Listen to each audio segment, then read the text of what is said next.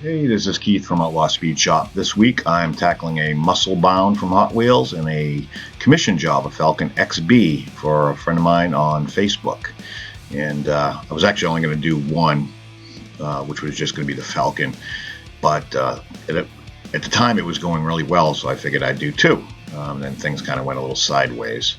The MuscleBound, I ended up coming close to the same color, but without all the funky graphics and crap. Here's a list of people that inspire me.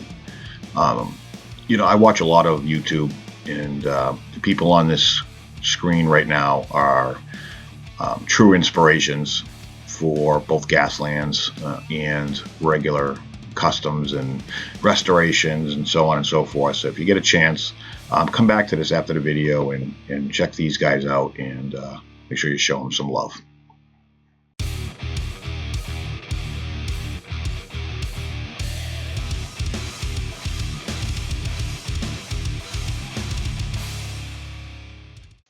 All right. So, as I was saying it earlier, I got a commission job. Here is a Hot Wheels Falcon XB. He had sent me one of my favorite, actually my favorite, Redline Real Riders. So I swapped those out, which was easy because what he sent me lengthwise, I don't know where he got them from, but everything was perfect. I didn't have to touch them. I just had to snap them in.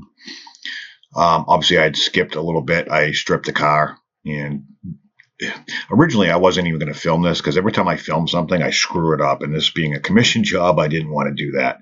However, at this point, things were going really, really well. And I'm like, well, screw it. I'll do it. And it was going so well, I ended up starting another car to add something to the video as well. So it wouldn't be just one vehicle this week. I was going to paint it, prime it white after I'd stripped it and cleaned it with mineral spirits. However, I ended up going with gray because after talking with him, we decided to go with like a darker color. So a white was kind of pointless. I just went with a dark gray Rust-Oleum type primer. And this stuff fills in all the little nooks and crannies. So here I am. I'm getting ready to put some Wicked Black, and then I wanted to put kind of do a stripe and do a blue sides, black roof, black hood, black trunk.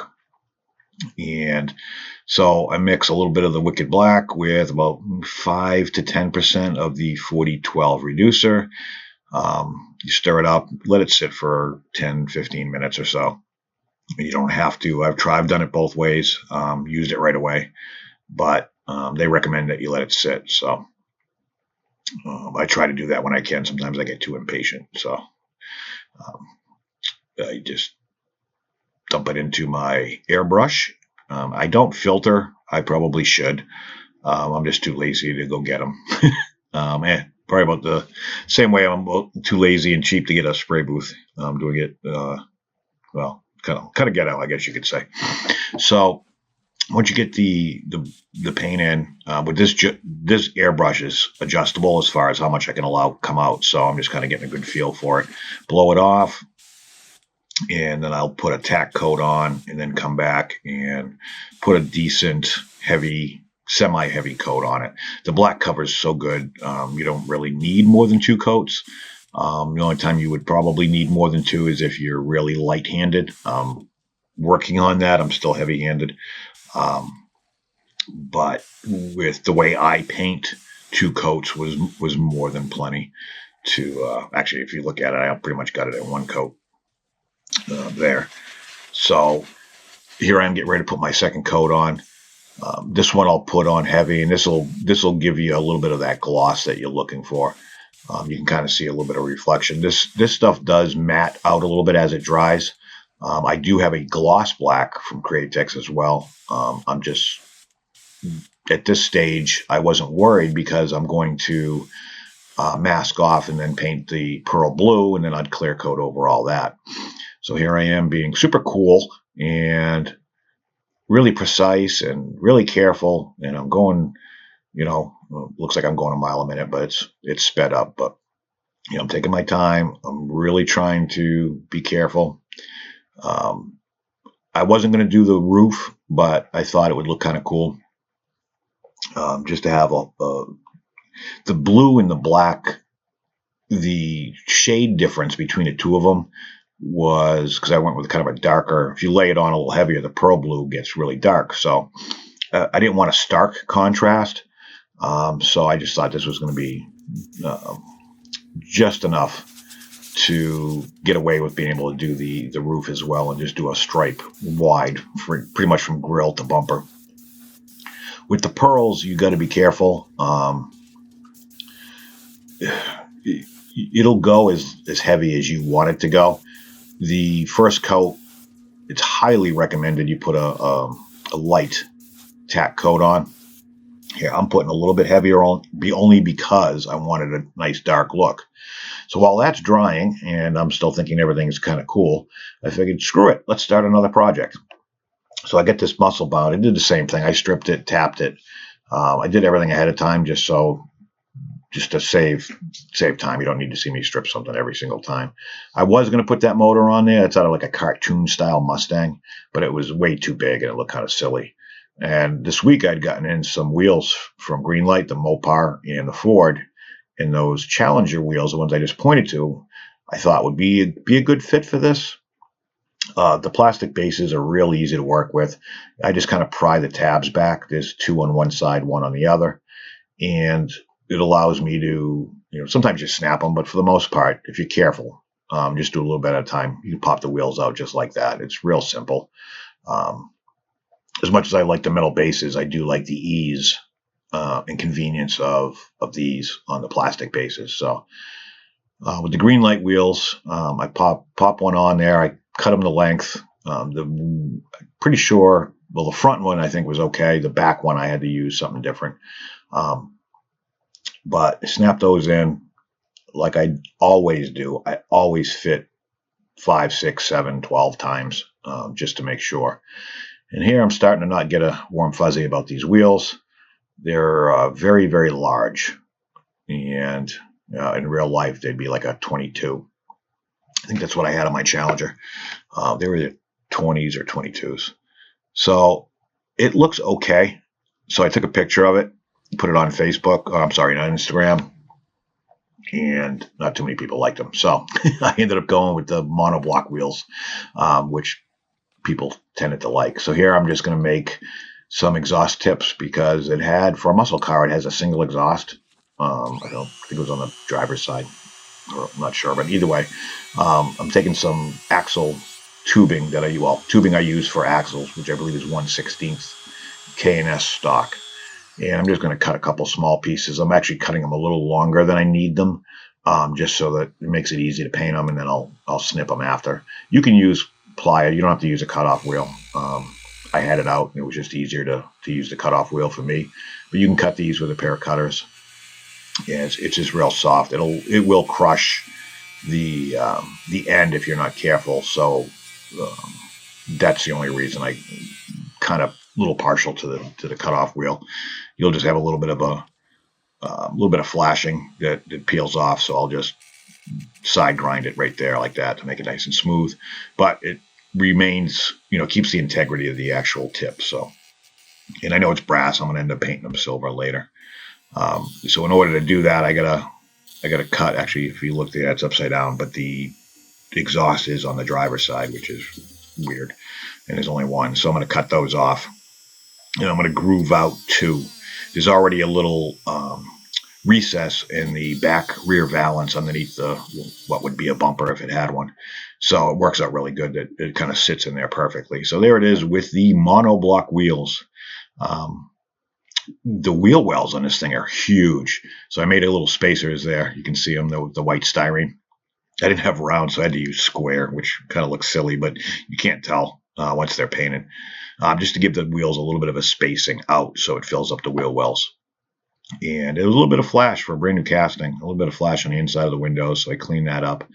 And then I semi-gloss blacked the base and the interior, and same gray primer because I wanted to go on the darker side of things.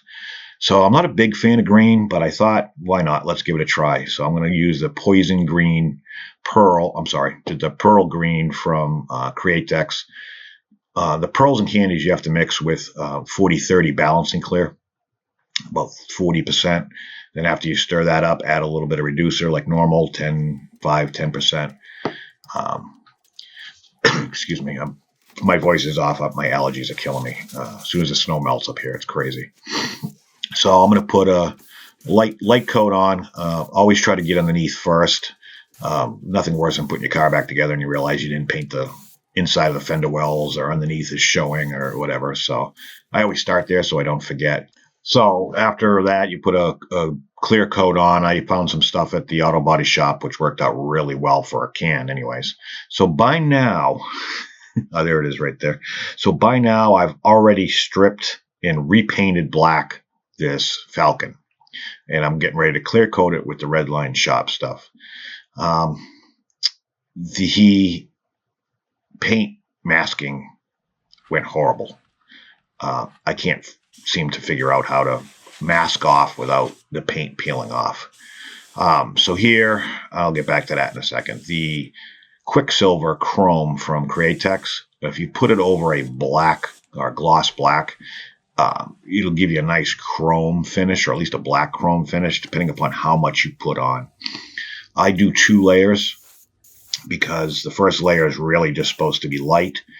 And the second layer, you got to put this stuff almost on an angle. You can't spray directly, but you get a nice, if you can see here, nice, the gloss doesn't show through as much through the camera, but it is amazing. So here I am getting ready to put some marine blue candy on. And because I had a problem with the masking, I'm not going to mask. I am going strictly blue, but I'm going to put it on really, really heavy. So, I mean, it's kind of irrelevant that it's candy, I guess, but it does have a deeper finish to it because of it with the chrome base coat underneath. So I put 3 coats of the marine blue on, and this thing just popped. It was really, really, I'm really happy with the way it came out, and I'm kind of glad I had a problem with the masking. While that's drying, I'm going to put some poison green candy on this. And the reason I'm trying to do this is I'm trying to darken this up. You can mix pearl and candy together. I've done it. It just doesn't have the same look as when you layer it like this. You don't get the depth, I guess, is what I'm trying to explain. So I'm going to put some heavy, or I'd say one or 2 light coats, and then like 2 heavy coats of this poison green on. And what I'm trying to do is get it darker. And so I've got the depth, I've got a little bit of darkness, but it's still not dark enough. So I'll go and I'll put another coat on here. So what I end up doing later is putting, because I'm doing 2 cars at once here. So I took the marine blue that I had from the Falcon, and I pretty much dumped it in the air gun. And by that time, this was dry. So you can see right there is the blue. I'm going to mist like 2 really light coats on this. Excuse me. And it darkens it up just enough. And I was a little hesitant at this point. I was like, I don't know how the blue is going to react with the green. Am I going to get a weird, purple, or I don't know what I was going to get. But because I just misted it on, it darkened it up, and it really gave it a great dark finish that I was looking for, but it retained the green aspect of it. So I guess the masking tape fiasco really helped me because it worked out good, actually, to finish both cars. So now it's just detail work. The Citadel paints is pretty much all I use for detail work. I mix in some paint pens and stuff like that, but I primarily use these. They're water-based, so it works out good. I can thin them out. I can do whatever I want. But back to the masking issue, that was my biggest obstacle this week. I've tried a few different things over the course of the last few months. I don't mask very often, obviously, because it doesn't seem to work. But I've tried different things. So if anybody has any recommendations for, I'm using like maybe the tape. I can see the pinstriping tape that I use. That's a 3M. It's pretty heavy. But I use like painter's tape for the rest, and more came off with the painter's tape than it did with the 3M stuff. So, I cleaned the base. I tried different primers, different base coats. I just can't seem, it's got to be in the prep because it's taking the primer off too. So, If you guys have tips on how you prep your bodies, let me know. I'd definitely appreciate it, and I'll listen to it, and I'm going to try it because I really want to get this. I got some projects coming up. I need to be able to paint some stripes. Here I'm detailing, this is on the Falcon, the seat belts. There were some seat belts molded into the base. And I figured I'd try to highlight those. I've been lacking in my detail department because I shake like a hooker in church sometimes when I'm trying to, get in there, especially when you're filming. It's crazy. I don't normally shake, but as soon as the camera's on, it's crazy. So I'm going to detail both cars, both bodies. I'm trying to add a little bit of highlights. I use a combination too of toothpicks to get into certain places. And it works good too because I've clear coated these now. I'll clear coat them again afterwards. So refresher where I was. This is how it turned out. The camera unfortunately doesn't do it complete justice, but you can kind of see the depth of the paint, which really was what I was after. I need a few more days before I can actually polish it, but these wheels just make this thing look amazing. And that's where we started with the MuscleBound. Not as far off from that than where we ended up, but I actually like this. This came out, again, I'm not a huge fan of green, but this thing came out with the monoblock wheels and that blue tint just really set it off. So I like it. Hope you guys liked it. And once again, I want to thank you guys for watching, and I'll catch you on the next one.